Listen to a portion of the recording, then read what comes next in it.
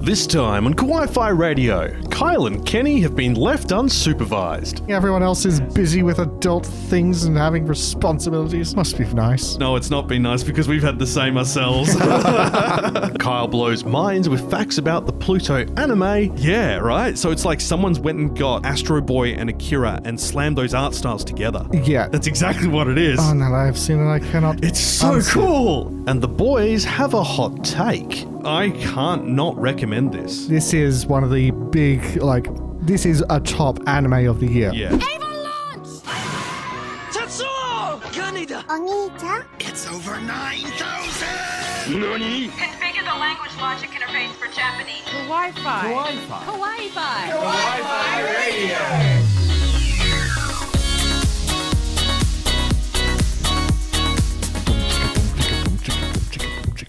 Hello. Diddlem. Konnichiwa and welcome. You tuned in to Kawaii-Fi Radio, the podcast we dive into the world of anime, manga, and Japanese otaku culture. I'm Kyle. With me is Kenny. Hello. We're old. Yes. We're sleepy. We're tired, but we've had Red Bull. Mm-hmm. And, we're the last ones standing. Everyone else is busy with adult things and having responsibilities. Yeah, must be... Must be nice. I was going to say, must be nice. No, it's not been nice because we've had the same ourselves. No, it is that time of the year. Everything has been absolutely bedlam. Look. 'Tis the season to go crazy. Exactly. So me and Kenny are the only ones who are available this weekend to have a chat. Sorry, guys. But look, we've been around for a long time. We can probably do this quite okay. Wait, what does this part do? Yeah, okay. So look, anyway, this episode we are looking at the brand new Netflix anime. No, don't panic, don't turn off. It's Pluto. Yeah. This is the series based on legendary mangaka Osamu Tezuka's Astro Boy. It reimagines the greatest robot on Earth story arc, which was originally written in 1964. Yeah, this is one of the just pivotal iconic figures of anime. It's been around forever. And as we've discovered in our research, the person who did the adaptation of it is also a pivotal figure in manga. He was listed number 10 in the top 10 all-time influential mangakas in 2010. Yeah, we'll talk about this guy later, but he's been around forever and has... He's done some good stuff. His catalogue is amazing, and it is basically...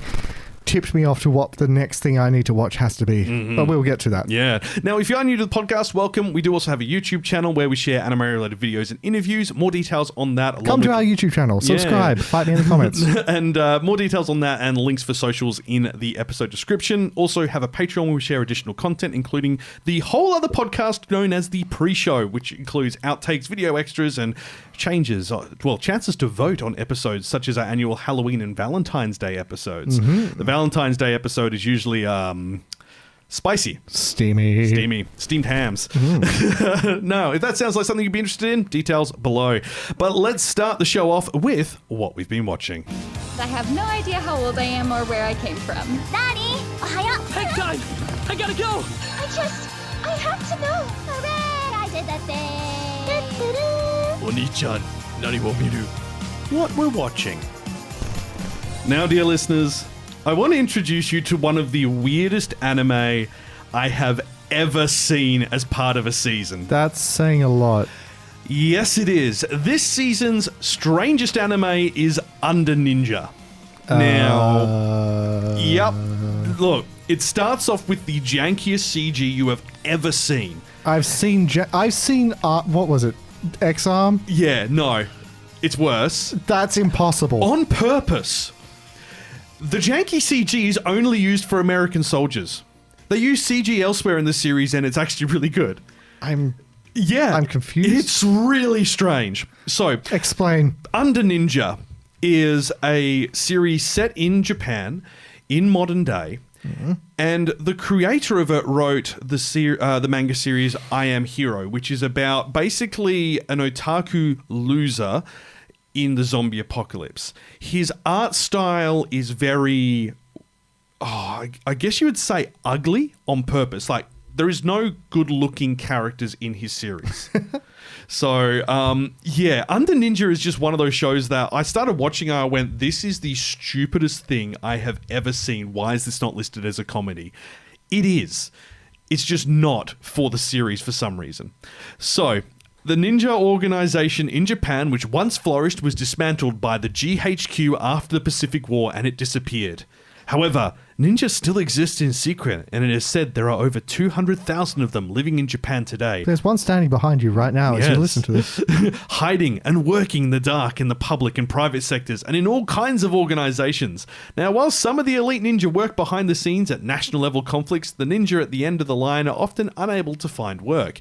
One of them, Kumagakura Kuro, who is living the life of a NEET, receives a serious ninja assignment, an order from his superiors to infiltrate a high school with the latest equipment. This is just weird. So it's written by Hanazawa Kengo, and he's done Boys on the Run, I Am a Hero, Under Ninja is his current longest running one. He's just weird. I'm not. I mean, this sounds like a kind of a floopy thing, but I'm not really getting too much weird out of this. So, I Am a Hero, for instance, is a zombie manga series written and illustrated by him. It was serialized from 2009 to 2017, and its chapters are there's 22 tankobons, and it's been released in English by Dark Horse Comics. There is also a live action, apparently. The plot of it is the story begins focusing on a 35-year-old manga artist assistant whose life seems to be stuck around his exhausting but low-paying job, unfulfilled dreams, strange hallucinations, and unsatisfying relationships. Strange hallucinations. He sees himself as a supporting character in his own life, has low self-esteem, and results in frustration. And then the zombie apocalypse happens. Turns people into sort of, maniacs. He's a bit of a gun nut. He's got a gun there for his rifle things, and he kind of just... It's like watching the most cringy, weird dude be the main character. Is probably the easiest way to explain it. And Under Ninja's kind of the same in a weird way, but it's doing it in a funny way. So... Yeah. Also, the listing that is written on my anime list saying it's a high school loner is given a part-time job of a lifetime. No, he's like in his 20s. He has been previously a high school dropout, and they've just put him back into school to do this mission. This is sort of like a Netflix TV series high school student where they're actually like 20, 28 or something. Yeah, exactly. But, yeah. We're just saying that they're, schoolies. Yeah. Also, Under Ninja is abbreviated to the UN. Okay. The UN is Under Ninja. It's not the United Nations, it's actually Under Ninja. They're a secret organization throughout the world who the rest of the ninjas are actually fighting against. Yeah, it's really weird. There is a guy who walks around who's got he's a hobo, his eyes point in opposite directions. He's got a breast milk pump, and he gives his breast milk to children. No. Yeah. Okay, no more. That's not a guy. It's someone in disguise. It's a robot. It's weird. I don't know how to explain this series. It is one of the strangest things I have ever watched. I'm okay. I've got other things to watch. Someone who has reviewed it starts with Under Ninja shows teenage characters drinking alcohol, making it the most innovative television experience airing right now. No, it doesn't. They're not teenagers, dude. You've missed the point. They're all adults. I don't know if this is for me, man. Yeah, it's a seinen series. It's designed for adults. It's like everyone who's recommending it does say it's probably one of the most unique shows they've seen this season. It's currently on a 6.6, and I think that's because the opening scene is that bad CG, and people just immediately go, nah. But you did that for another series recently, didn't you? You watched the first episode and just immediately... Kingdom of Ruin. Oh, that bad, eh? God, no. I was going to hit it up. No. I could not. It was every generic, how can we make everyone feel uncomfortable and feel like, this guy is obviously the bad guy. He's going to go and kill the lady witch. Okay, let's make him remove some of her clothing as part of that and beat her in front of a crowd. Wow, who would have thought he's the villain? You don't need that. I just feel like since stuff like, I don't know, Goblin Slayer and things of that nature, everyone is just trying to up the edge. Yeah. It's like they're trying to do more and more edgy things to just get noticed in that same way. Mm-hmm. And it's just, It's unnecessary. It is. And it's just like, it could have been good because it seemed like it was going to be a really interesting sci-fi, but it's not. It's just like, it's a self-insert, clearly, because, it's a power fantasy. Oh, yeah. Like, there's just so much wrong with it that just made me immediately go, I don't want to watch this. This is not interesting or engaging for me.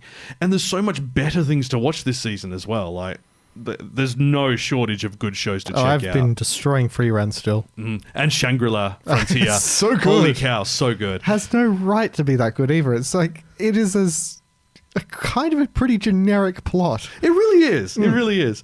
Oh, now, on the note of Fururen, are you up to date? Oh, yeah. I'm not going to put any spoilers on, don't worry, but how amazing was the end of that conflict? Yeah. Like, Cinematic what a excellence. power trip. Like, this would have been episode 10? It's 10, yeah. Yeah. Trust me, I've been hanging out. Yeah. Episode 10 is magnificent. The way the series works is there are little story arcs and there are gaps in between as they travel through the world.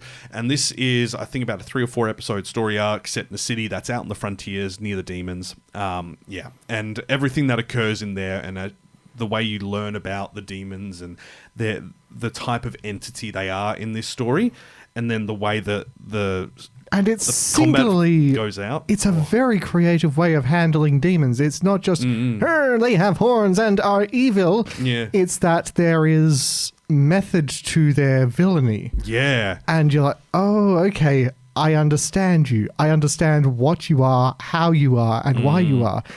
And that's just what I keep finding new things about this series which I adore, which I have utterly despised in fantasy series. Yeah. I've always hated how elves are just human plus one. They're humans but can do everything a little bit better and are implied to be immortal. No, Frieren, she acts immortal.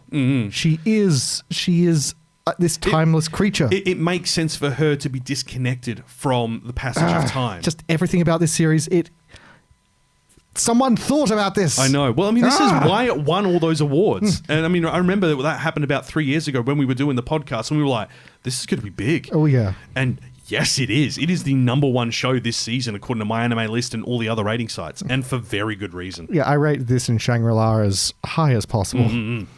I don't know what Tien Guan Sifu is. I'm guessing it might be a manhwa that has come through. It's a second season. I think I've heard about that. But that's currently in third behind Jujutsu Kaisen. Tian Guan Chifu. Okay. I actually don't know what this is, but no, me neither. That's not familiar. It does look like it is a story from China. Web novel released on Zhangzhou Wenju Cheng from June 2017 to 2018 and published in print in Taiwan. Okay. Mind tossing me the link to that later? Yeah, I might have. That looks pretty I've been reviewing a Korean one recently. Ooh. It's great. It's kind of an isekai. A guy gets stuck in sort of like one of those monster-filled towers which is teleported into the middle of modern-day Seoul, Korea. Except he's been basically teleported to a hole on the 60th floor of this 100-floor dungeon. It's the highest anyone has ever been. He's completely alone, and all he has is his bag of groceries he was teleported with. And so basically, he starts a farm. He takes all the veggies that he got, and he starts like farming just the a land. farm. Yes, Yeah. and now he's made friends with a merchant cat person who like bounces down to lower levels to sell his wares, and it turns out his stuff is ultimate. Oh, no. Anyone that eats one of his little cherry tomatoes will lose like a kilogram of fat. That's pretty epic. And like his food does all these kind of things, so everyone's just like, who is this mysterious farmer? Where is he? He's on the highest levels of the dungeon. He must be a mighty warrior. No. There was one I was watching which was kind of similar, reading, which was a webcomic, similar thing where it's also a Korean one, and it was the same thing. The guy technically dies, but as he along with the other people, he is reincarnated in this other world where he kind of has to like survive, and depending on what your power is, like everyone's kind of a bit cutthroat there. It's a game, like a death game. Okay. Like the whole world is a death game. It's not where, you know, he's just in another isekai. He gets teleported into an area, and that's the first zone. And if you survive the first zone and beat the boss, you could go to the second zone and move on through the areas as it is. But he's in the zone when the zone's meant to clear, and because as in that they wipe it for the next group of combatants to come in. But he was outside of the reach of it, so he is technically become an avoided object. He can no longer be controlled by the zone boundaries. So he just leaves and goes up a mountain, finds a temple there, converts that temple into a new temple for there's like a new demon god that has taken over the whole realm, and the old god has been locked away, and he unlocks the god and starts spreading her temples around the lands. And when I say her, I mean it's like just a lady dragon. It's not humanoid. Yeah. So it's not, you know, oh, it's another sexy goddess sort of thing. No. No, actually, no, that's the same thing with the one I was just telling you, is that the person who controls these sort of like game towers starts communicating with him, and eventually you reveal that it's an adorable dragon lady thing, but it's non-humanoid. Okay. I'll send that to you as we'll well. have to trade. That's pretty good. Yeah. I can't remember the name. I'm just of sort of thinking, is this a trope in Korean? Maybe it is. Manhwa. It's just I wonder, cute, adorable dragon girls. I was going to say, I wonder if Miss Kobayashi's Dragon Maid is really popular in South Korea. Maybe. I don't know. She seems a bit too humanoid. Yeah, maybe. I mean, she can turn into a dragon, though. Yeah. Now, one other show we do have to touch base on, I'm pretty sure Tifa would be very disappointed if we didn't, is Jujutsu Kaisen. Yes. We have gotten to the pointy end of the Shibuya arc. It is the Shibuya incident arc. Things have gone nuts. Pear-shaped. A lot of people have died. A lot of people got injured. Things are kind of going ballistic. A volcano just erupted inside Shibuya. Which is... So... That is an escalation. Yeah, it's definitely an escalation. That's what I have to admire about this series as well. They are not afraid to put the characters at risk. Stuff like this is what made Game of Thrones really popular. Yeah. Is that you didn't know if your favorite was going to live through the night. Exactly. And that's I think, this is with... Jujutsu Kaisen, Chainsaw Man, and Hell's Paradise. They're that dark shonen trio, where you know actions have consequences, and nothing is truly predictable. Exactly, It's a welcome change. It's not to say that stuff that's on which isn't these ones isn't good. But it's good to have the variety. Yeah, it's good to see something innovative. Yeah. It's good to see a character go, oh, wait, what? You know, like the shock, the surprise, because you're used to those existing formulas, to have them usurped is just, love it. But yeah, if you're not watching Jujutsu Kaisen, but you did watch Season 1, Season 2... First 4 episodes is a prequel, and then from there it is bang, non-stop. So hey, just like get into second season, it'll catch you up. Yeah, it'll binge it. It's good. It's good. But yeah, if you've been watching or reading something interesting that you've enjoyed recently, drop that in the comment section over on YouTube or on our socials. We'd love to hear it as well. I'll tell you why it's bad, and you can argue with me. It's always this. I want controversy. No I miss arguing on the internet. No more. Kawaii-Fi Radio. Oh, it's so bad. It's so good. It's so 80s. Nani? Retro classics. Do you have any idea how long it's been since I received a Facebook ban? Long enough. Now, technically, this isn't a retro classic, but considering the story's origins is in the 60s, I feel like it's a suitable tag for it. Yeah, this is one of the granddaddy animes. Yeah, so we're talking about Pluto. It dropped on Netflix about a week and a half ago now. Not the dog. No. Well, it's not Disney and it's not a dwarf planet. Yeah. So, yeah, there we go. So, Pluto is I guess you could say... reimagining is probably the best word of it, of Osamu Tezuka's Astro Boy story. This is based on the Greatest Robot on Earth story arc, which was originally released in 1964, but it now has a murder mystery twist, and it is not focusing on Astro Boy, i.e. Atom as the main character. And as of this week, I've now seen 3 iterations of that whole plot. Yeah. Because I went back and I found some original footage from the 1960s version of like the battle against Pluto and stuff like that. Oh, wow. And then I found a channel on YouTube which does the full like 2003 series. Wow. Yeah, it's great to actually see it all again. It's a lot more different than this recent one, this Pluto one. Yeah. But yeah, each of them, there's similarities, but my God, they all bring something different to the table. This modern twist on it is extremely heavy. Now, before we go into this, we do have to make... we're not going to tell you how it all ends. Oh, no. But it is a well-known story arc within the Astro Boy Atom community. But even then, how many people are fully up to date on Astro Boy stuff? God, no. It's like everyone has seen Astro Boy. If you've never read a Superman comic, you still know who Superman is. Yeah. He's got the suit, he's got the cape. Astro Boy is the same. He's got the little red boots, he's got the hair, he's got the big happy eyes.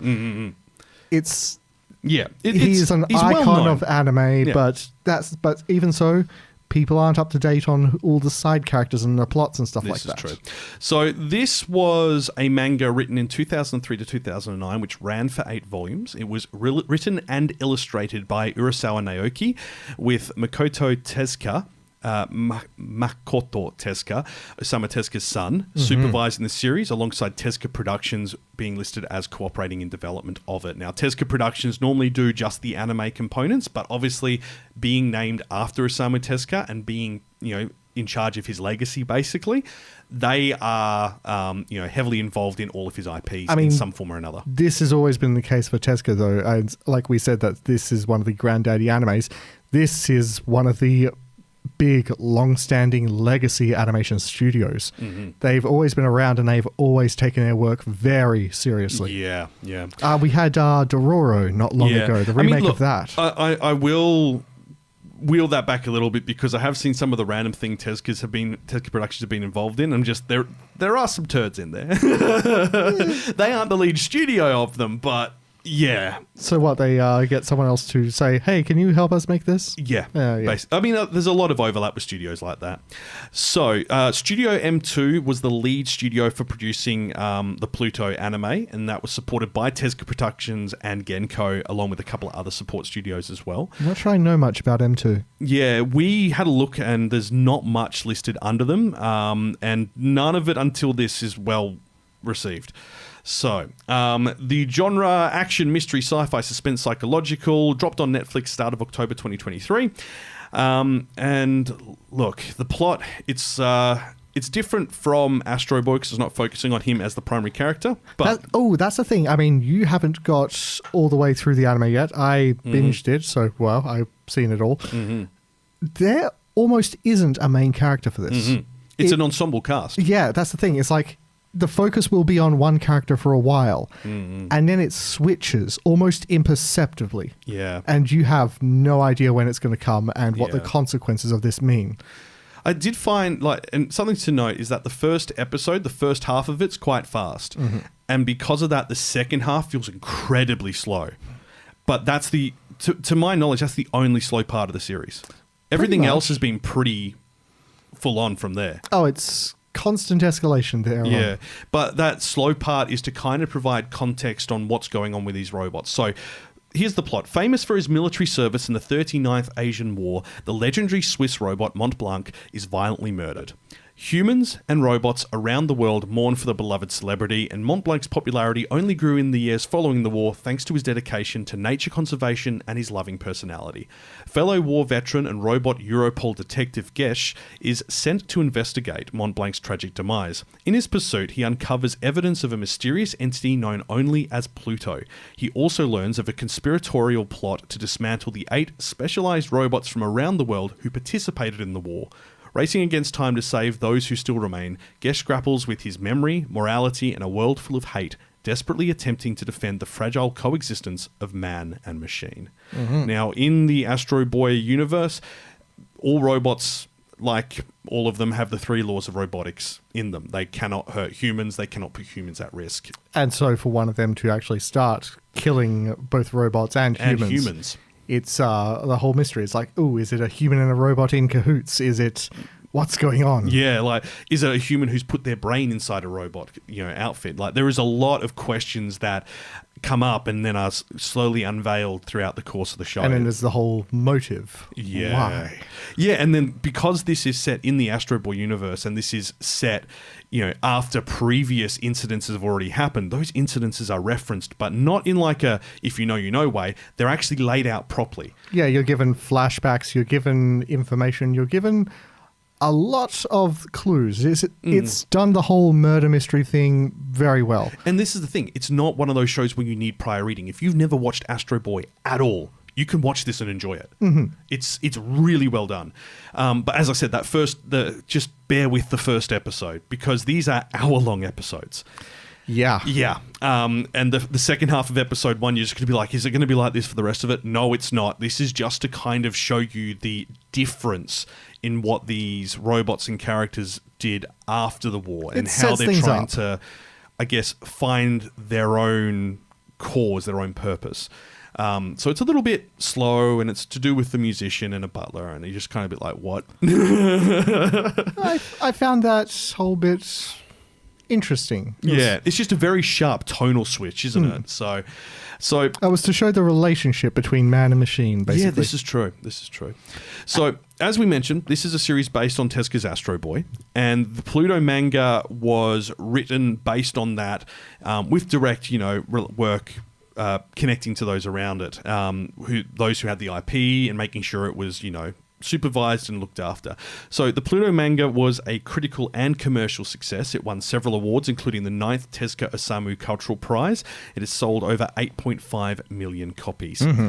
Now, Naoki, the writer and artist, has been called one of the artists that changed the history of manga, and he has also won numerous awards, including the Shogaku Manga Award 3 times, the Tezuka Award twice, and the Kodansha Manga Awards once. So for much of his career, and this started in 1981, he has worked on 2 anime series simultaneously at a time. That's like, considering how exhausting weekly series are for people to be working on 2 simultaneously as writer and artist, he's like as prolific as Tezuka. I mean, consider his history, consider where he started. Yeah. So he's the creator and illustrator of several internationally acclaimed manga, including the sports series Yawara, Monster, which is on our to-watch list and we'll definitely be covering next year. That's on my to-watch list tonight. Yeah. And 20th Century Boys as well. Another one we need to have a look at. I saw the live action for that on SBS years ago. Mm-hmm. Now, as of December 2021, he has sold 140 million copies of his works. 140 million copies of his works were in circulation. That was prior to the international release of Pluto on Dark Horse Comics. So that's probably closer to 170, potentially 180 million. So with his drawing style, it's kind of reminiscent of Tezuka, and I didn't realize this until I read it. Otomo Katsuhiro, Akira, the creator of Akira. Holy hells, what? Yeah. Oh, wow. Now that you've heard it, you can see it. I've never made that connection. But it looks like it, doesn't it? Ah. Yeah, right? So it's like someone's went and got like Astro Boy and Akira and slammed those art styles together. Yeah, that's exactly what it is. Oh, now that I've seen it, I cannot... It's so cool! And that's why it has that old school feel to it, even though it's a modern adaptation. Urasawa, he reinterprets the story as kind of a suspenseful murder mystery starring Gesh, the Europol robot detective, and he's trying to solve the string of robot and human deaths, each of them having horns attached once they've been killed. Now, that might be made out of, wood that was found nearby from a destroyed building, stone, pieces of metal, but that's the fixture. Every single one of them has 2 horns sticking out from either side of their head, almost like antlers. He's then trying to solve that mystery and go, okay, who could be next? We know that the first person... it's kind of like one robot is defeated, then one human is defeated. And each of them have a connection to these 8 great robots in some shape or form. And not just them, but to an incident that basically sparked the last big war. Mm-hmm. And basically revealed, made it so that non-combat combat robots were no longer to be made. Mass destruction robots could not be made anymore, as agreed upon by the whole world, because the conflict was so bloody. Mm-hmm. But the way they actually talk about the lead up to that war is very... It's very reminiscent to the conflicts in the Middle East from the early 2000s. Yeah. So that'll be heavy. Yeah, that'll be heavy, especially if you're a US listener. And if you consider when these manga were written... Yeah, 2003 to 2009. You can only really assume that a lot of inspiration was taken. Yeah. So, look, And- just okay, but obviously a bit of a minor trigger warning there They for you. treat that thing with all of the gravitas and heavy-handedness that is deserved. They do They handle not it make politely. light of it. Mhm. Now, Takashi Nagasaki is credited as the anime series the manga series co-author, and between himself, Urasawa, and Makoto Tezuka, Osamu Tezuka's son, they supervised the series, with Tezuka Productions listed as being a cooperative producer in it. Now, it sounds like they were a lot more involved than standard production companies because of the IP considerations. Which makes sense. Astro Boy is their baby. It is. And, they've got to look after that heritage and that, what has come before, especially considering it's their founder. Mm-hmm. And it sounds like they're very happy with how this has turned out. And I've got to admit, like, I've said this many times in the podcast, I'm not a fan of Netflix anime. And that's because... For good reason. Like, there's often a lot of messy stuff, but it looks like... Netflix I'm going to knock on some wood and say, I can't believe I'm saying this, but I think Netflix is starting to learn. I don't know. I think... Yeah, this was produced by others. I think this was merely distributed by Netflix. I think they may have bought the exclusive rights and contributed financially to the production of it. Maybe the project was already there and they got in early. Let's hope. But let's hope that Netflix is learning something because this is the right way to do it. Netflix shouldn't be producing stuff in-house unless it's a live action, like, series, and even then. But like this is what they should be doing. Besides, they'll just cancel it after one season. Well, yeah, this is what they should be doing. They should be collaborating directly with studios, with existing IP holders, with the old school production houses, and working with them so that they then own the exclusive rights for the project they produce. Mm-hmm. They shouldn't be going in and being the director, because we've seen time and time again, every time Netflix puts their fingers in on IP, they stuff it up because they will hire a room full of writers who never have talked to one another and have each one of them do a separate episode. And half of them have never even touched the IP they're dealing with. Yeah, and this is part of the issue, the reason there were the strikes for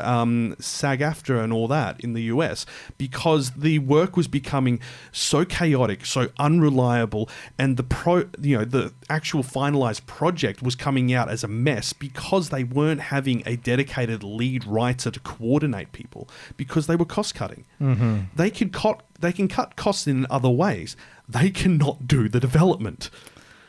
Like, leave it to the studios that know what they're doing. And if there's a project that you really want to create, then invest that money into it. Mm-hmm. But I still don't think Netflix has got the right brain for production. Like, they don't. Which is weird. Not brain, but the right it seems set like of expertise. They started well enough. Mm-hmm. Like, they had a bunch of great projects on the go when they first started. Mm-hmm. And then they started just cancelling them without reason. Yeah. Well, they were like, not enough people watched it. And it's like, you've got to think about the longevity of a series. You can't just cancel a show because you don't see impact within the first week. Yeah. And did they learn nothing from Firefly? Exactly. I mean, look at what happened with Stargate. There is a massive Stargate fan base, and Sci-Fi cancelled it because the new guy in charge of Sci-Fi came in, saw that there was nudity in the first ever episode, and there was no nudity or any of those themes in the rest of the series, and it was because it was a pilot. It was an hour and a half long and designed to be a film originally, and then he went, I don't like that, cancel it. It's like, in season 10? Right, thanks. Yeah. So, yeah, that's why I hate Sci-Fi Channel, for that very simple reason that they're incompetent. Yeah, that'll do it. Yeah. But anyway, we're getting well off the topic here anyway. Let's talk about the dub for Pluto, because it's great. I was honestly incredibly surprised. I was not expecting a dub to come out with it, for starters. And I was not expecting it to be this good. Mm-hmm. As far as the word goes, diverse cast. We've got YouTubers. We've got big-name Hollywood celebrities. We've got classic voice actors. We've got newbies. It's just they pulled talent from everywhere. Yeah. Like what is it? We've got Prost, Sun Wong Cho. This guy. Yeah. He voices one of the evil androids. He's the one that's sort of the only robot to have ever murdered someone before. He's in a prison somewhere. Oh yeah. He's kind of like the Hannibal Lecter robot that the detective goes and sees, and he is menacing. I love his voice. It's interesting. Work. So Laura Stahl is the main voice of Atom, i.e. Astro Boy, and she has been in a lot of Crunchyroll dubs. It just keeps going down. She was in Way the House Husband. She's been in Shaman King 2021 reboot. She's been in Domestic Girlfriend. Catalog. Not Domestic Girlfriend. Sorry, Rent a Girlfriend. Great Pretender. She was Dorothy. Hey. Yeah, we'll talk about more on that later. Mm-hmm. She was fourth in the dub of Vinland Saga. No way. Yeah, she's just a side character in Carol and Tuesday. She is Ray in Promised Neverland. Yeah, she's done a lot. She's a good voice actress, and you can tell. And then as Tenma, he's sort of like a sort of anti-hero side character, sometimes villain in Astro Boy Legend, played by Keith David. Yeah. Jason Van der Break is a voiceover artist who is doing Gesh. He's done voice acting in games. So Cuphead Show, Fire Emblem Engage, Tales of Arise, Half-Life Alyx. He's did Combine Grunt Soldier voices. He's a Goblin fight promoter in World of Warcraft at a Lightforged Draenei.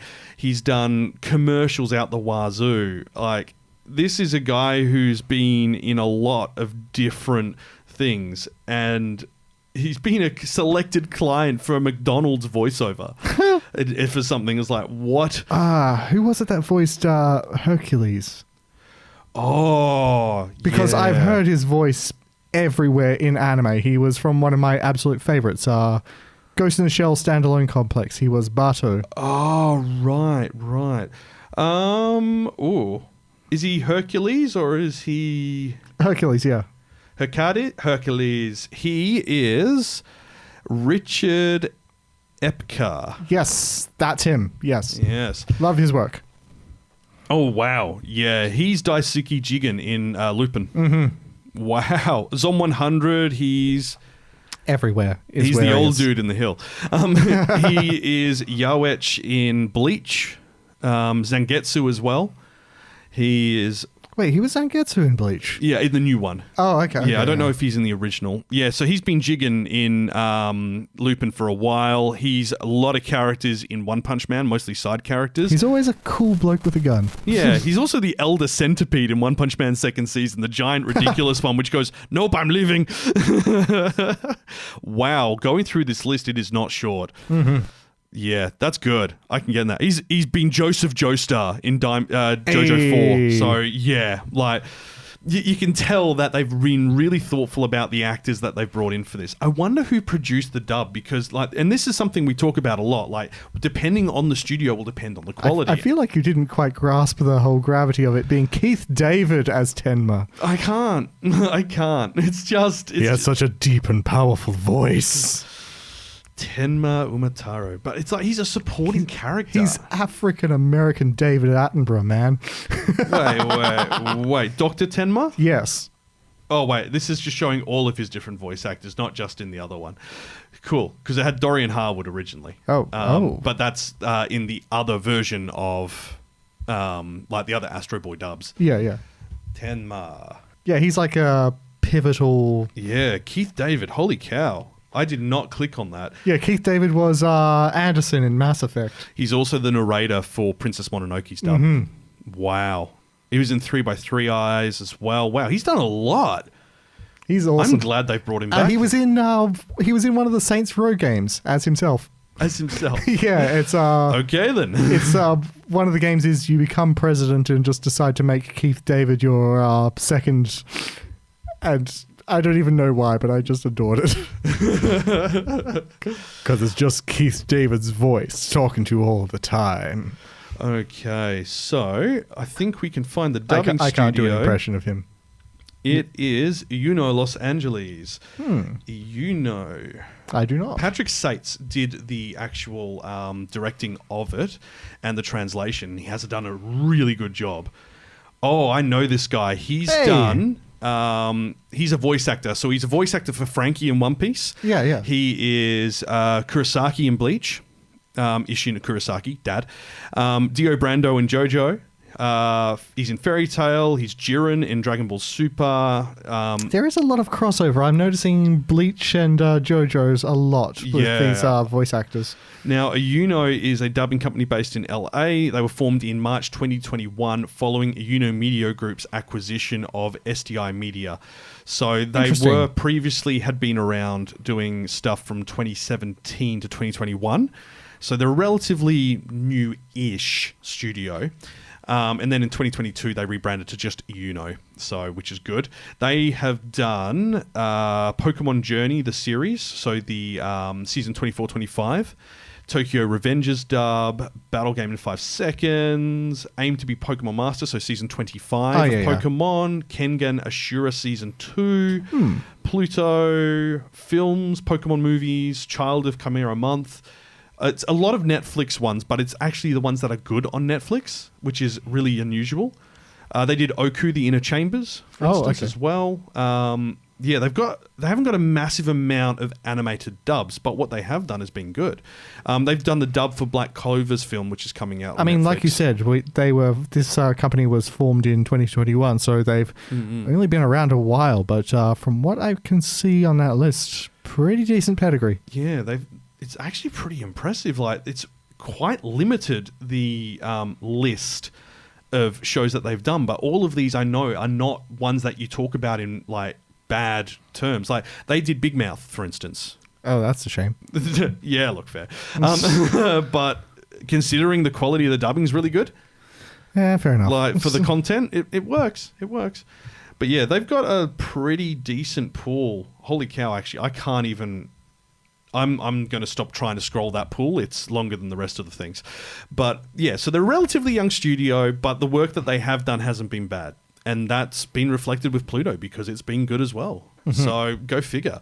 So yeah, honestly, like, if you put subtitles on with the dub, you can see how it's been changed slightly, but the same content is being said just in slightly different orders in some space to match as the voice actors like to say, the mouth flaps. Yeah, to be fair, that happens often in dubbing. It's no big deal. It's no big deal in the grand scheme of things. It's only a big deal when they go ahead and change what is being said. Yeah. Funimation. Yeah. Looking at you, Funimation. Looking at you, Funimation. Anyway, so Pluto, I can't not recommend this. This is one of the big, this is a top anime of the year. Yeah, this has been in production for 10 years. Like, ever since the manga started going, it was successful. Everyone, wow, okay, this needs, to be converted into an because it was anime. a far grittier, more adult spin on that whole arc in the story, and it's just like you said, regardless of if you've ever picked up Astro Boy or not, this sets you up. This speaks to you. It really treats you like an adult. It does. And it's really well done in that regard too. The anime adaptation was announced in 2017 that it was in production. Wow. So that gives you 6 years for from announcement of production, meaning it would probably been, actually in production and preparation for 2 to 3 years prior to that. But yeah, it just sounds like it just got hit by delay. It's been a hell of a decade, so I don't blame them. Yeah. They would have been right in the middle of the storm. What a decade. It has a stage play adaptation. What? Yeah. That's... okay, but so the action scenes are few, but I'm not saying that this is a boring anime, but the action scenes are... We've already got some interesting... they're not many, but I can't actually envision how they do that on a stage. Oh, overlays and stuff. But anyway, this was done in 2018 in London. The show may appeal to manga devotees and is clearly on the side of good in its plea for a world free from hate, but for all its technical skill, it never engages us emotionally, never explains how we create a world in which the humans and robots usefully coexist. So, considering that you've got 8 volumes to go through, and that would have probably been a 3-hour stage show, yeah, that's fair. Okay, and to be fair, I feel like if someone came up with the answer for that, we'd all not be really questioning it anymore, would we? It's one of those big philosophical things. It's one of those unanswerable questions. It's like, basically, how do we update human nature? If it had been answered, then the world would be a much more different place. I feel like saying that the stage play doesn't answer that question is... I feel like that is a limited perspective. It's about asking the question and looking at it from another perspective. Yeah, it's kind of interesting because it seems everyone really likes the manga when you have a look at it, and but the only negative I've spotted in the list of reviews is one by Anime News Network where they said like Volume 7 felt the story got a lot more enjoyable with all the loose ends tied up, and said Urasawa did a fine job at integrating Tezuka's designs with his own style, but he did write that Urasawa continues to add pointless little flourishes to the story, including a reference to Pinocchio, a creepy little children's song, a symbolic crack in a wall. It probably all has some kind of thematic unity in his head. Yeah, I don't know why. No, that's the thing. It's like those didn't take away from the plot at all. Exactly. You've got to add in your own flair instead of just doing the same thing. However, he strongly praised the final volume, saying it works on every level with philosophical points of war and humanity and artificial intelligence, the feelings of love, hate, hope, and despair that tug at the heart. Maybe he just doesn't like Pinocchio. That could be. Because that's the only negative I see in this entire wall of text. The anime adaptation, which we're talking about, has just come out and has already received positive reviews from critics. Film compared the complexity of and characters to the celebrated graphic novel Watchmen. So I can see that. That's pretty good. Paste magazine applauded the story's fresh take on themes first introduced in Isaac Asimov's Laws of Robotics. And Polygon called Pluto one of the best sci-fi murder mysteries you can watch. Well, to be fair, there's a few and far between. I mean, they're few and far between, but that's pretty good. Yeah. So look, I think it kind of, yeah. Watch it. We're kind of, that's the short of it. Go and watch it. It's on Netflix. It is 8 hours all up. But you know, if you're watching it on Netflix, you can pause it and then resume it later when you get to a point where you're like, I need a break. Just as I said, remember the second half of that first episode is a little bit slow. You can probably skip forward about 5 minutes. I enjoyed it. But it's not going to be for everyone. It is very much looking at like, how does a robot appreciate things that it has no human concept of, such as, you know, creating music or, you know, singing or food and stuff like that. It's really very deeply philosophical, and it makes sense as the episode finishes. But it's a little bit of work to get there, and especially if you're not, you know, energized at the time. If you're tired, this is not the show to watch episode 1 of. Wait until you've got a little bit of energy. You know, it's a weekend watch, actually. Yeah, watch the first episode on the weekend when you've got some chill time over the New Year's break. Hopefully you do. Hopefully you're not like us and stuck working. But yeah, so go watch it. Netflix worldwide, dubbed in I think about 7 languages at the moment. More on the way. Includes French and Portuguese, I believe. Don't know about German. Don't have that all up in front of me, unfortunately. But I can highly recommend watching it. It's good fun. It's really beautiful, and there's just something really enticing about it, especially if you watched old shows. Also, not to be that guy, but you mispronounced the main character's name a few times. It's Gesicht. Look, there's a lot of letters there. I kept calling him Du hast. German for face. Face. Gesicht. Is that right? Gesicht. Yeah. Gesicht. It's Gesicht. Gesicht. Okay. He's a German robot inspector working for Europol. His body is made out of an alloy called zeronium. Zeronium.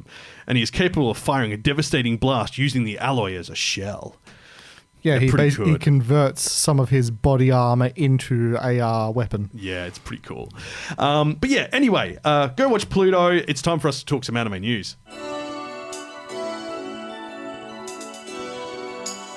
Kawaii-Fi Radio.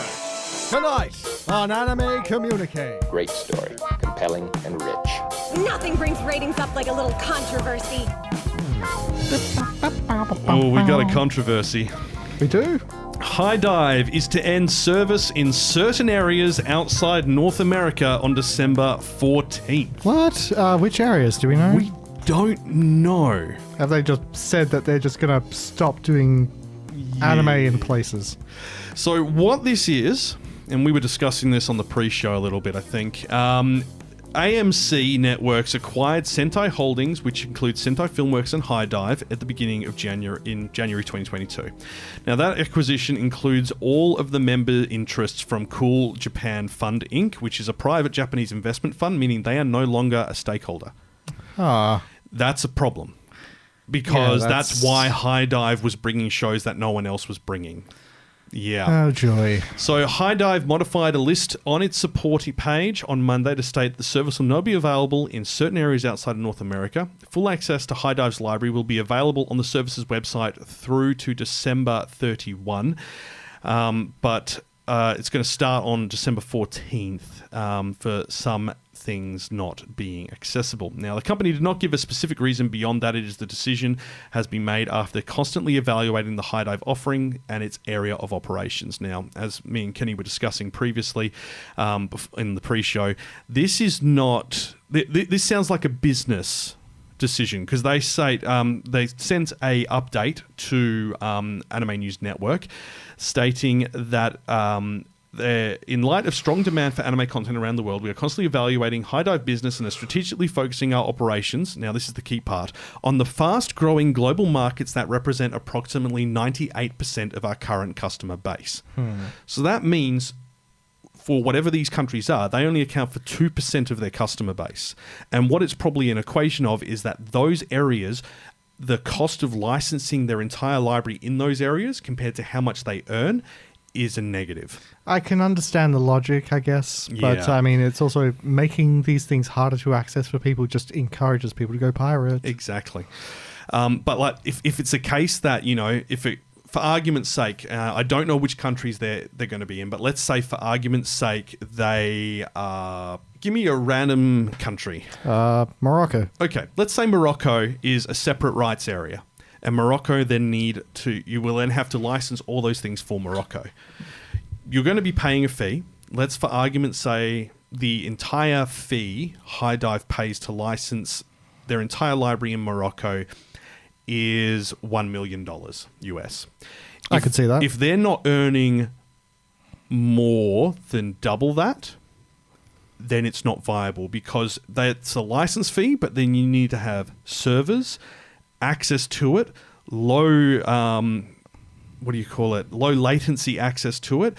You'll need to have support staff for the region, whether they're in the US or in Morocco. You will need to have a way to ensure that people in Morocco can access it, which means app stores, programming, deals with their internet providers for access. All of that's going to add up on top.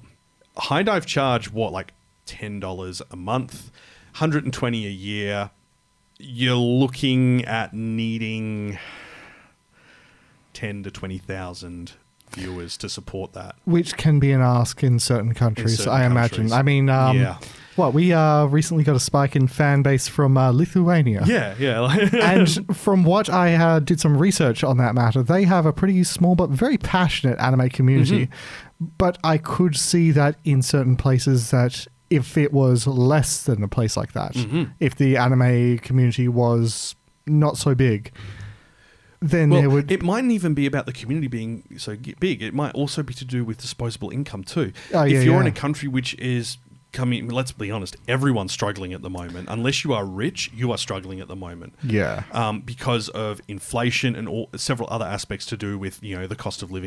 This that around the decade world suck. has been horrible. If they're countries which were already suffering before we went into that, and it was they were on the border. What are the first things you get rid of? Additional expenses. If you need your core things of food, water, shelter, and electricity. And if anything else is going to put those at risk, you're not going to drop everything else. Pretty much. So it's probably just a reflection of what's happening at the moment in the world. Let's sigh. But yeah, it is what it is, and hopefully things will change after the fact for those people. Yeah, we live in hope. But look, if you are in some of those areas, please do flick us some details over on socials or in the YouTube comments section because we'd love to know where these areas are affected, and we can then at least try and help you guys find alternative ways to access High Dive or other services in the area that provide it. Yeah, it'd be nice to use our little platform to help you out how we can. Yeah. But look, that's the controversy, if you will. We've also got some other controversy. Dun, dun, dun. But it's some good news. Dun, dun, dun. If you were watching Zom 100, you might have realised we were short of 3 episodes. Yeah, there was a whole thing to do with that not long ago. Yeah, so the studio that was looking after it is a brand new studio, and they had some serious struggles getting this across the line. I don't think they had enough time for it, and I think they were rushed by the production house to get it out early. So they did kind of hit a wall, it seems like. Yeah, they really did. Poor guys. The good news is all 3 of those episodes are dropping on Christmas Day, December 25th. And that is a nice... That's a good Christmas present. Yeah. So they are going to be dropping on, by the sounds of it, Crunchyroll, Hulu, and Netflix, along with several other platforms that are now getting the full back catalogue. So check your local streaming services. But I'd say end of the year, we will have a lot more places exposed to the beauty and wonder that is on 100 Bucket List of the Dead. It's been a great series. And just to clarify, this is a parody series. Do not take this seriously as a serious zombie apocalypse. Of course, stupid things are going to happen. They're going to survive when they shouldn't. The opening theme, the opening musical bit is like a zombie dance number in the streets. Yeah, it's with a naked guy at one point. Yeah, it's not about a proper zombie apocalypse. It's about learning to live. And that's the whole jam for it. It's about having fun despite the bleakness of this terrible universe. Oh, you mean like the real world? Yes. What a surprise. There's something to learn from all of this. Now, this is actually quite exciting for Kenny and I. Mm-hmm. The Great Pretender anime. Yes. Which landed on Netflix, which was produced by Production IG and Wit Studios. And it's again one of those rare good Netflix animes is getting another series. And not just that, its first few episodes are going to be on cinema screens. Yeah, in North American cinemas. What? So that's in 2024. It's a pretty interesting development. Yeah. Now, this is a sequel. It's called Pluto. And I believe it's centered on one of the characters. So we've got a new lead character. But the rest of the people are all in the background. So, they're probably going to be there. The anime staff has stated it cannot yet reveal how much of the anime will screen in theaters, but it will announce that at a later date. This was all as part of the Anime NYC event, which was, oh, wow, that was, today. Yeah. Time of recording for the update. This is news, people. We don't normally get to do that. Yeah, I know, right? So anime is slated for a 2024 release worldwide. Staff streamed the sequel's world premiere. Any idea, like early, late? No, nothing yet. Based on the fact that this is the first time it's been officially announced and we're in November, I'm going to say mid-late. Yeah. I'm going to say July, August. Yeah. That's going to be my prediction. That's what I reckon as well. So fingers crossed. Actually, it's sort of a random aside, but did you hear that happened for Dragon's Dogma recently? No. Dragon's Dogma, one of my favorite games of all time, is getting a sequel. Mm-hmm. And its launch date hadn't been announced, but then Peggy, the rating system, accidentally leaked the information. No. It's coming March. Oh, no. Someone at Peggy got fired. Head's going to roll for that. But these things happen. I do not believe it was a deliberate leak. No, that's fair. It seems that Capcom sent them the licensing information for age rating, and then they're like, okay, we'll just update that. No, wait! God. Now, this, since we're talking about cinema, Gurren Lagann, its films are heading to screen in North America in January next year, 2024. Both films will screen in 4D, 4K, subbed and dubbed. Now, these are the compilation films of the series. So that's Gurren Lagann, the movie Childhood's End, which is the first half of the series, and Gurren Lagann, the movie The Lights in the Sky Are Stars, the second half. So each of them cover about 12 episodes of story. They are different from the anime, as in they include different components. It's not just a quick cut. It is a full reanimation with additional stuff added. Gurren Lagann is fantastic. Yeah. This is one of those pivotal animes like Full Metal Alchemist Brotherhood. It's just... it was just seminal for making what anime is. What was this around so the 2005, 6? 2006, yes. Yeah. So the films was 2008 and 2009 they released. But I should probably double check when the series came out. Mecha with giant drills. Yes. This was Gainax, but basically the people who worked on this went and made Trigger. Yeah. And if you've seen any of Trigger's works, if you went and saw the absolute eye-bleeding perfection that was Promare, you'll want to see this. 2007. 2007, all right, yeah. So these films are now also out on home media, 4K Blu-ray, and digital by the sounds of it. But they're coming to a big screen. Yeah, and it's to celebrate the 15th anniversary of the films too. Oh, wow. Wow, 15 That was years. 15 years ago, holy hell. I feel old. It's just... Consider the sheer volume of anime that's come between now and then. It's just... I know, right? It's been a good ride. Been a pretty great ride, yeah. So tickets go on sale December 8th on Fathom Events. You can find all the details online on fathomevents.com by the sounds of it. But yeah, if you just search for Gurren Lagann movies North America, it'll be the top 3 results. So you should be good. Get on that. It's definitely worth checking out. Hopefully that comes here as well. Oh, I hope so. We might have to hit up Luna and ask them if they want to put something on. We need to hit up Sugoi, the new streaming company. Oh, yes. Yeah, the new cinema company. So we had a company. So we had Madman in Australia who do all international films. Madman had their own separate anime business, which established Anime Lab. Anime Lab was then jointly funded by Funimation, and Funimation eventually bought them out, becoming then Anime Lab became Funimation, which then became Crunchyroll. The guys who sold that component of it have went off and set up their own company called Sugoi, because there are other films that Crunchyroll are not bringing international, and they want to help bring them out, because Crunchyroll will only bring stuff that Sony is involved in, because that's just the way it is realistically. So they have then set up their own company called Sugoi to kind of fill up that that gap. And we really should reach out and talk to them. Let's get on the horn to them after this. Yeah, I think so. But on the note of films, Crunchyroll is streaming Makoto Shinkai's Suzume film on the platform now. Woohoo! You can go watch it on Crunchyroll. I'd love to say for free, but no, you need a subscription, unfortunately. I mean, naturally. But, yeah. You know. So that started, that's going to be North America, Central America, South America, Europe except for France for some reason. What? Yep, don't know. Africa, Oceania, Middle East, and the Commonwealth of Independent States. So if you are in those capture areas of Crunchyroll, you should be able to watch it. I don't know why it's not in France. What did the French do? What did the French do? Ding, ding, ding, ding, ding, ding. Sorry. No.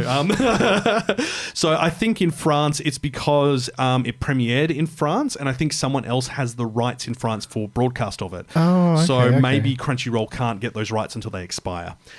So I'm not sure. If anyone is in France and listening, let us know in the comments where you can actually watch it. Film opened January. I am struggling with words today. I mean, you didn't get a lot of sleep. I did not. The film opened in Japan at #1 last November and opened in North America in April this year. And it has both a dub and sub. Dub is actually quite good. I was very surprised. Dub is actually very good. So, yeah. I was less surprised. I mean, consider this is a Shinkai one. Those are big events these days. And, you know, this was this went straight to theaters. Yeah.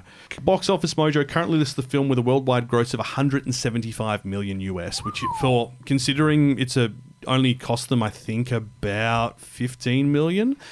Damn. Not bad. They would have spent more than that on promotion, probably. I wonder. I mean, there was only a few trailers for it. But yeah, it was really good. It was really good. Highly recommend. And, I mean, it's a Shinkai. You can't go wrong. And also in Crunchyroll Cinema News, they are opening Spy X Family Code White film in North America theaters in 2024. Should be in the first few months. The company will also screen the film in Latin America, Australia, New Zealand, and select territories in Europe, including Austria, the Benelux, France, Germany, Italy, Nordics, Portugal, Spain, and Switzerland. We don't know anything about India or Southeast Asia at this moment, but I'm sure that's probably already been sorted out through Japan's distribution network. If it has, let us know. I know I'm saying let us know a lot, but there's a lot of information we can't get without being in those areas. And you should seriously engage us in the comments. Yeah, it's good fun. And argue with me about something. So yeah, you got to survive the family vacation and save the world, and it's Spy Family. It's adorable. It's great. This is a original film, I think. So not based on the manga. I don't believe it is based on the manga. That can go either way. Yeah, original story by original manga creator. So Endo actually wrote it, so it's fine. Good. Supervising the film, Wit Studios and Cloverworks are again working together on it, which is great to see. It's good to see collaboration, instead of competition, because they need to collaborate if they're to survive. Unfortunately, it's just the way things are. That's it for anime news. If there is anything critical we missed, let us know, because and that means it's time to wrap up. Yeah. Kawaii-Fi Radio. Now you're going to have to go watch Gurren Lagann again. Yeah, I know, right? Okay, so Monster, Gurren Lagann. Anything else classic I should watch? Oh, don't tempt me. I have a list. I have a long list at the moment, and I might actually have time to watch stuff this Christmas. Maybe we just get some brews and watch a bunch of stuff. I think we should. That is where we're going to leave things for this episode. Thank you so much for listening. Next time, we may be getting a bit digi. Yeah. We may be getting a little bit destined. Digimon. The Digimon 02 movie is heading to cinemas. We're going to try and check it out. We're going to try and line up a time. So we will let you know how we go on that. If not, it might be something else. So it's not Cardcaptor Sakura this time. Cardcaptors is next year, unfortunately, folks. Because she fights a kaiju. Then after Digimon, we have the next Ghibli film. Literally the week after. Of course. So we've got to do that, and that'll be our last episode for the year before break. So we will be back in January after that. Now, if you have enjoyed what you've heard, hit the buttons, do the things, subscribe, Fight me in the comments. Fight Kenny in the comments. Please. If you are listening on YouTube, hit the buttons. Let us know your thoughts on Pluto if you've watched it, and if you enjoyed it down below. As previously mentioned, videos also on there. I haven't had time to do it because of the nightclub event, which we talked about in the pre-show. But that's done now, so I can finally edit all the footage from Japan. Subscribe to the pre-show. We're allowed to say the bad naughty words on that one. Yes, we are. As always, a big thanks to our Patreon members. If you would like to support the channel, get access to extra content such as the pre-show podcast, outtakes, video extras, links in the descriptions. Members start from $1 a month, and that gets you access to the pre-show. Push the button, Max. Push the button. Now, this is sort of a bit side adjacent to anime, but we were talking about this in the pre-show, and we want to let everyone know that you can currently get on Steam Half-Life Original for free. It is a very old game. It's from the golden age of gaming, but they're celebrating the 20th anniversary of it. 20th anniversary, and a few people are claiming that the news about Half-Life 3 is buried somewhere in this game. They've been saying that for years. Even this update won't change that. I know, but I want to be hopeful about this time. Yeah, so if you're a PC gamer and don't own Half-Life, go get it now. Yeah, you it's can an just incredible own piece it. of It's history. not one of those things where you play it for a week and then it cuts it off. It's just like, no, you add it to your library, it's yours. You can always play it at Own some a piece point. of history. And it's had updates to it to fix bugs after 20 years. Yeah, it's had bug fixes and new multiplayer maps. And I know. It's had more consecutive players this week than Starfield has ever had. It's just like, what? Yeah. So look, if you haven't got it, go get it. Free. Now, if you haven't already, make sure you join us over on our socials for, anime news, memes, and videos when we get around to it. You can find us on Facebook, Instagram, Threads, TikTok, and Twitter for now. Twix. It's Twix. We should just call it Twix from now on. Twix? Because then we can think about good chocolate instead of the disaster that Twitter has turned into. I like good chocolate. I love good chocolate. I mean, Twix isn't good chocolate because it's... Yeah, but chocolate is good. Let's get some chocolate. Let's get some chocolate. And with that, we're going to go get some chocolate. So you've been listening to Kawaii-Fi Radio. Thank you so much for joining us. And until next time, watch some anime! Mars bars? Mars bars. Maybe.